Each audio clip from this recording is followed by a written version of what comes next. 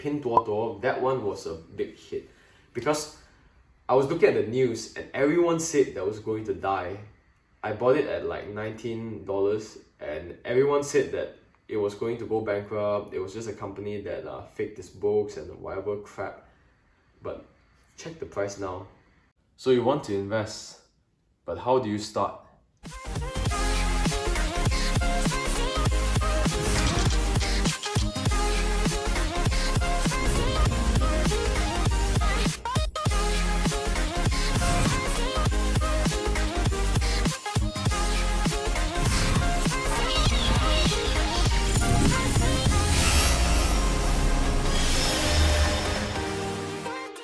Yo, what's up guys? Delbu here, back from Alpha DX, and today I'm going to show you how I did my investments from the start. Even like before that, what was my mindset, how did I get into it, how I got interested in it, and how can you use the same tactics that I use to start investing yourself as well. Well, this is more towards the very fundamentals of how to start investing. I'll even tell you what stocks I bought, how did I earn from some of the stocks, and how did I lose from some of the stocks.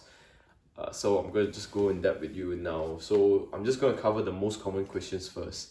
So the most common questions is, how do I start? What should I buy? And how much do I need? These are the most common questions that everyone has, especially in our era, at our age currently. Not many people know how to invest. Everyone likes to trade because everyone wants to earn fast money. But I'm going to teach you the real way of how people should invest and how Warren Buffett's way of investing is like. Because a lot of people say they do Warren Buffett's way of investing, but at the end they're actually trading. I'm going to show you the exact way I invested from the start, and you don't have to join any online courses to find out all these stupid tricks, because honestly it's really general knowledge and you should just watch the videos, watch it until the end, because then you'll learn the way I started it and the way I'm currently doing it right now. So watch this video until the end if you're really interested in planning for your retirement, being financially independent, or even saving your money to get a higher return compared to like FD or probably unit trust as well. You gotta understand the difference between trading and investing. So trading and investing are two different things, which quite a lot of people are confused about. Investing is a long-term you want to maximize your capital gains. So what I mean by that is you want the stock price to go up so that you can sell it at a higher price or collect the dividends from it. That's investing. Trading is the same thing. You want the stock price to go up, but you're looking for the trends. You're looking for short-term gains in like large volumes as well. So you're buying, let's say like a penny stock. You're trading, you want to buy a penny stock that you deem fit in terms of technical analysis, and then you sell it and gain the money quick, but you're going to earn bit by bit. So maybe you're going to earn like $100 per trade, $200 per trade if you're playing small. If you're playing big, then maybe you earn like $1,000, $2,000 per trade, or lose that amount, because you're going to implement like margins, you're going to implement leverages when you do trades so that you can maximize your gains and also get a lot of losses. So that's the trading side. So trading is somewhat like gambling in my sense. Investing is whereby you look at the companies that you see potential for the future, you buy it and you just hold it just like a baby. You gotta like nurture it, you gotta keep it, and you can't give it away that quick. So that's the difference between investing, which is like a dad taking care of his son, and trading, which is like a guy gambling in the casino. What are the analysis that we currently have? We have two different kinds, technical and fundamental. So this is the first thing that you have to remember. Technical is linked with trading, and investing is linked to fundamental. Fundamental is linked to investing, vice versa. What I mean by technical is when there's many different methods you can use actually. There's candlestick, but I don't want to go too in depth with it. So technical is whereby you look at the trend and you catch the trend.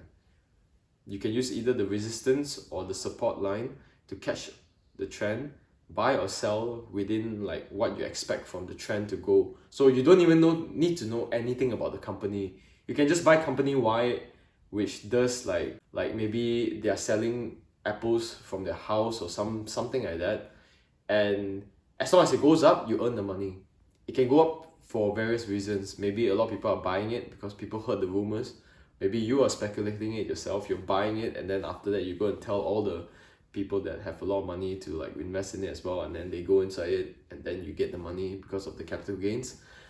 There's many reasons there's other than that, but basically it's just a freaking line moving across a board, which is the investment graph. I mean the stock graph.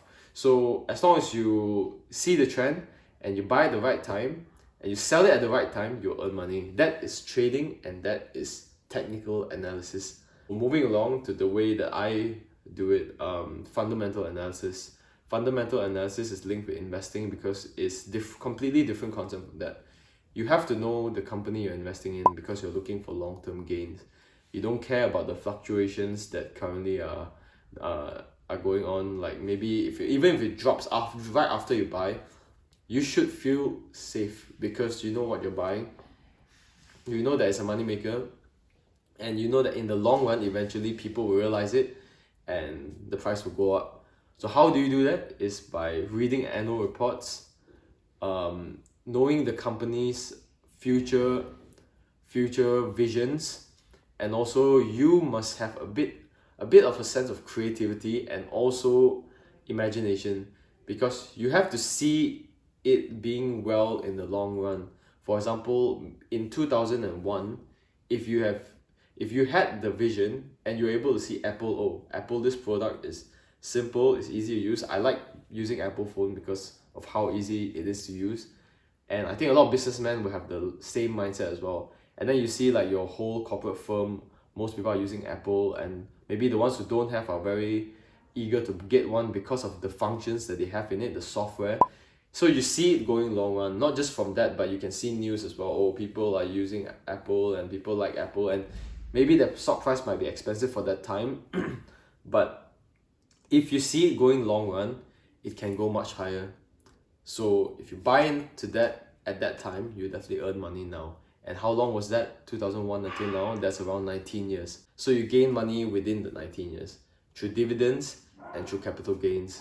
So what is stocks exactly, and what is the market? Because you need to understand all these aspects as well.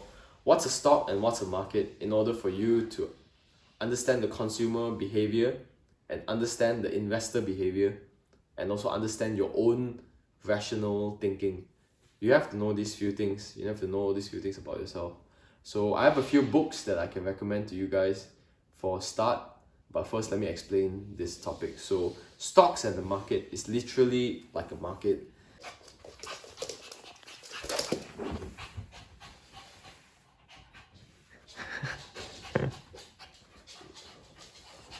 So you enter a market, and let's say you want to buy an iPhone. An iPhone now costs around like 4,000 to 5,000 ringgit. Okay, let's say 5,000 ringgit it costs around. And you bought it. If let's say the price drops 2 months from now, are you going to think of selling that iPhone away? It doesn't make sense, right? Why would you think of selling the iPhone away if you just bought it for like 5,000 and the price drops to 4,000 2 months later? Will you have the right sense of mind to sell it away? Of course not, because you're going to sell it away for a much cheaper price. It doesn't make any sense to do so. So why would you sell it away? You will either, one, just keep the iPhone as normal, or two, maybe you might think like, oh, maybe it might be a good time to buy more iPhones because it's cheap now. Then maybe later on when the price goes back up, I can sell it. So you buy more iPhones and then you keep it. If the price drops down more, even better. Probably you think like, oh, maybe for 4,000 it drops to 3,000, you'll be like, oh, it's not too bad because I can buy more iPhones, and then when the price goes up to 5,000, I can sell it again. So you buy more iPhones when the price drops. When you keep it all, and then when the price goes back up to 5,000 and you sell it all for 5,000, you'll make a lot of money. So this is what I'm saying about the mentality that you must have. A lot of people are so inclined with the motion that you have to, you get scared when the price drops especially when it drops a lot, like drastically. You want to sell it because you feel like, oh, this is not worth my investment. But you have to always remember what you're investing in, why you're investing in the company in the first place, and what are the aspects of the company that made you invest in it, that made you put your money, put your time, put your research into it. For example, I bought Starbucks last time at like $70, and I held it, and it dropped to like 60 plus, and it went back to 70, and then it was like fluctuating between 70 and 60, and it was really annoying because like I felt like I wasn't doing anything. I was still young and naive then when I first started, but after when I kept the stock, I didn't sell it as well, I just kept it. I noticed that the more I kept it, the more I felt like actually it makes sense. It doesn't matter what the price fluctuates right now, because I'm looking at it like every single week. Price will fluctuate every single week, but then when I just stop looking at it, I put my phone aside, I don't look at the price anymore, and then after like 5 months I checked it again, it was like $90. So that's how fast the price can increase. And not all stocks are going to be this fast, but I'm just giving you an example of what happened with me and Starbucks. Because I bought Starbucks in the first place because I read their annual report, and I know that it's a long-lasting company, and I know that people are getting busier now. And what happens when you get busier? You feel like you want to drink something that will get you more uplifted, get you more hyped up, so that you can do more work. And what's the biggest coffee chain supplier? Which is Starbucks. So that's my rationale. And also I knew that Howard Schultz was one of the majority shareholders as well. All these aspects combined made me feel like that was a good investment, and it was a good investment, so I made some money off that. So just giving you an example, but I'll give you more examples at the end. Investing, honestly, is really simple. These are the few books that I started with. So if you're a complete beginner and you want to read something easier to digest, easier for you to understand, this is the great book. It looks very simple, very kid-like, but honestly, this will help you a lot if you are just starting to invest, because it will teach you everything from the basics. Then second book, after you finish reading that, you should probably go for this, Investing for Dummies.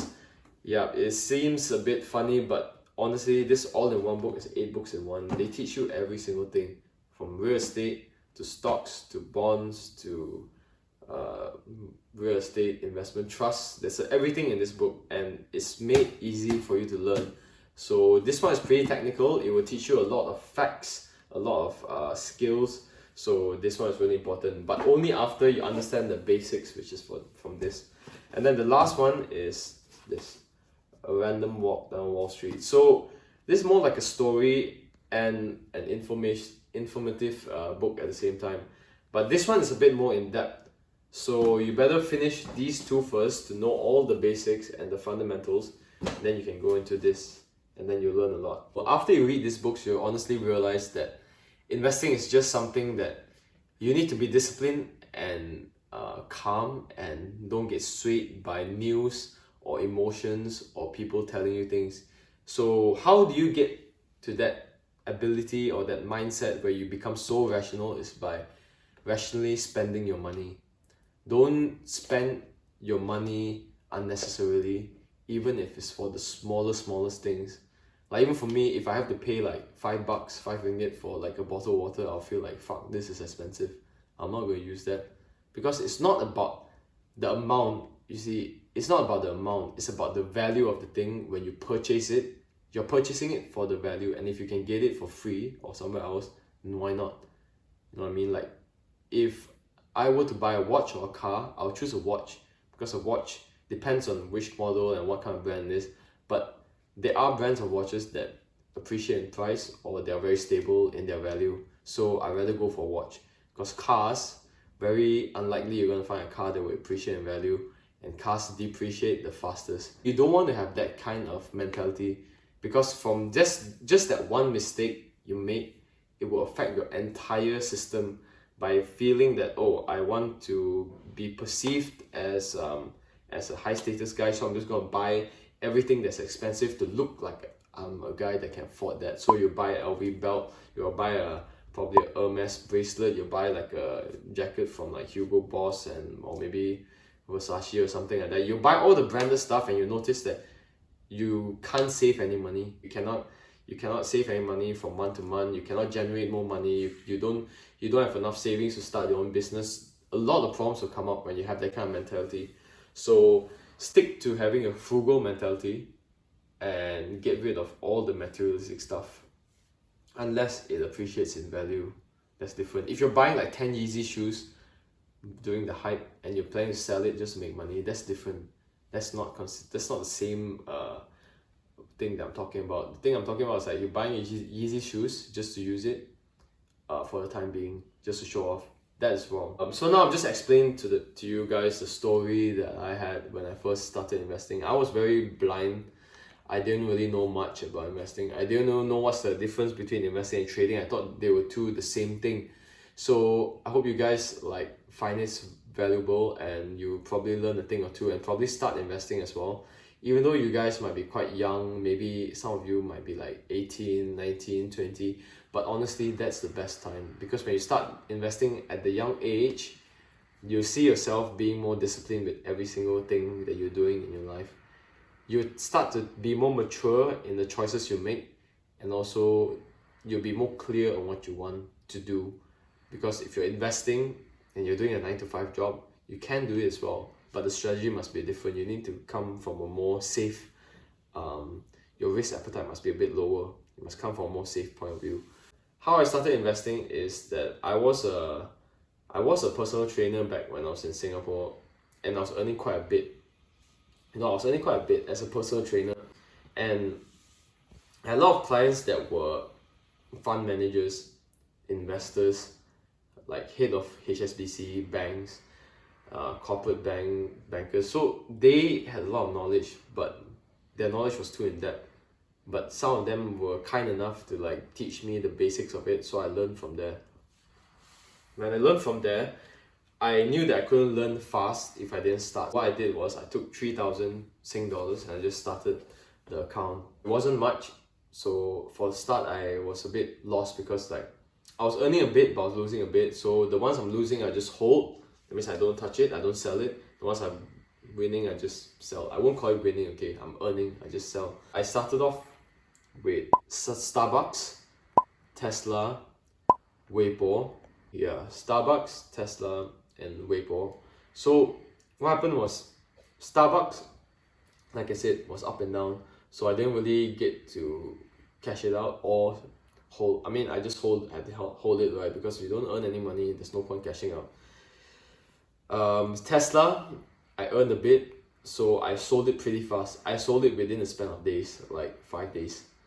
And Weibo was going down, so I was a bit worried because it dropped pretty drastically. I don't know if you can check it, but if you check the status of Weibo at the start of 2019, it probably dropped down to like $30, $40 or maybe $30. So I bought it at around like 50, then it dropped to that price. So I got a bit worried, but then I just held it because I'm not going to sell it away. So I made the money off Tesla. I used it to dump back in, to buy more stocks. And then when I get my paycheck every month, what I did was I take a portion of it, a huge portion of it, and I straight away dump into investments. And that's how you guys should do it as well. If you earn money, if you have a very solid income month to month, you should take like a big amount and dump it in. Because then you have the mindset that you don't have any money in your bank account, and then you don't use any of those money. So you use the big portion of it, put inside, and then you feel like you're poor, so you won't use that much money and you live a bit more frugal, but you have more money in your investment account. That's the mentality you should have. So from there, I built it, and then the top ones that I gained a lot from was NIO, which is an electric car company in China. Weibo eventually made money for me. It went up to 70 plus, almost 80. So I made money off that. I bought Tencent as well. Tencent is making money, but at a very slow pace. But I foresee it doing well in the future. But once again, this is my personal opinion, just sharing my thoughts with you guys and my personal choices that I picked. Guangshen Railway, this hasn't been making much money yet. It's still very, very slow. but I foresee it doing well in the future. I bought an China insurance company as well, which made quite a bit of money as well from that one. Pinduoduo, that one was a big hit because I was looking at the news and everyone said that was going to die. I bought it at like $19 and everyone said that it was going to go bankrupt. It was just a company that faked its books and whatever crap. But check the price now. See what's the price now. And you tell me whether I made a right decision or not. It's Pinduoduo. And the abbreviation is PDD, Pinduoduo. So yeah, I made quite a bit from that. A lot actually. And then Tesla, I made money but in intervals. So I made money, I sold, but then I completely regretted it. But anyway, you can't dwell in your regrets in terms of investing because you're gonna have that feeling. But if you do it often, it's gonna ruin your judgment. That's very true, okay? You have to remember that. I missed the rise of Tesla because I wasn't disciplined, and that's my own fault for it. So I'm not going to do the same mistake with the next coming stocks. But again, I'm not going to use this as an indication for me to decide whether or not to sell or keep for the next stocks as well. You have to be completely rational, because if you see it and you read the annual reports and you freaking see the future of this company and you see everything very clearly, don't use the past judgment to make the future judgment, if you know what I mean. So Tesla was a miss. That's fine, because I made quite a bit from the interval trading I did from there. But then again, that's trading, so I didn't follow to my original way I wanted to do it, which is fundamental. And also Stitch Fix, I got it. Stitch Fix is a company that does fashion designs for you. So you can basically they will give you a questionnaire, you fill out a questionnaire, they will use that questionnaire, they have an algorithm behind, and they will find out what kind of clothes suits your liking, and then they deliver it to you. So that is a technology that, if done correctly, management wise, and the structure of the company, it can go very far. So I invested in it just to give it a try, and it's doing okay, not too bad right now. And Coca-Cola is definitely buy and hold, because you can't sell that kind of company because you're supposed to collect dividends from that. That's my point of view. So yeah, that's about it. That's pretty much the few ones that I personally had the vision for. I saw the potential and I did pretty well on these ones. There are other ones as well, but I'm not going to go so far in depth. So if you want to start, you can probably look through the ones that I told you guys just now. But don't take my word for granted, because yes, you might make some mistakes. Even if you buy them, you might lose some money at the short run, but you gotta hold them. Like I said, if you follow the method of holding them, it should go pretty well, okay? But if you are impulsive, you're buying it just because I told you so, and then when it goes down, you feel like, oh damn, I mean, maybe I shouldn't trust this guy, sell it away, then that's your own loss, because I'm not teaching you to trade. Always remember to stay disciplined, be patient, read and gain as much knowledge as you can, and that's pretty much it.